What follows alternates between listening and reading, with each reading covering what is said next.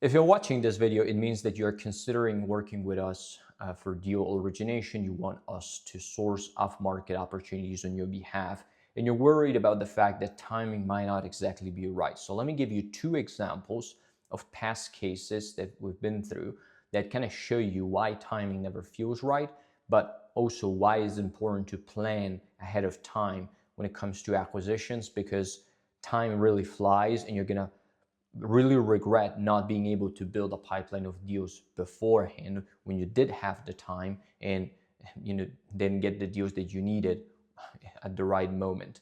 Now, the first example is a private equity group that came to us the first quarter of the year. At that time, their pipeline was quite healthy. They were considering opportunities, but not really in any rush to close anything. They needed to allocate capital, but that was something they needed to do by the end of the year. So at that time, there was no urgency, and they felt timing was not exactly right.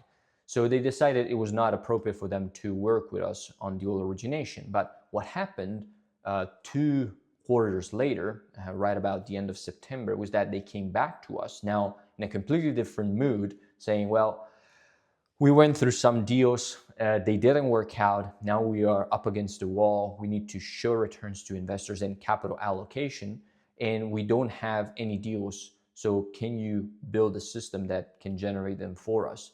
Well, timelines were very tight, and the problem, again, they were facing was that they didn't plan ahead of time, and now they were in a very difficult situation because they needed to generate flow as fast as humanly possible and maybe even compromise on deals they wouldn't close in normal situations just to show that they were actually performing. And that is the worst position you can be in, because then you make bad decisions because you don't have enough options to choose from. So that's example number one. Example number two is kind of similar in nature, and it talks about a search fund that came to us when it was at the beginning of the search. And at that point, he was very confident about his ability to deliver because he had a deal under LOI. Of course, as experienced people in the M&A world, we know that LOIs fall apart all the time, but he didn't know that, and he felt very confident that that deal will close.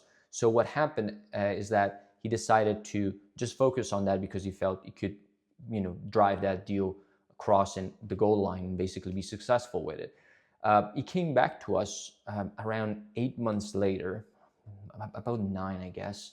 And again, he was in a completely different situation because now almost a year had passed, the deal didn't close. And since he didn't have a predictable system to bring new opportunities through the door, he was just, going left and right, messing up with things and not getting any results out of this deal origination efforts. Now, he realized only at that point that he had wasted almost a year doing the wrong things just because he was too stubborn to understand that he needed to build systems immediately to then get more options through the door and have the ability to choose between multiple deals, but also have fallback options in case something was not closing for whatever reason.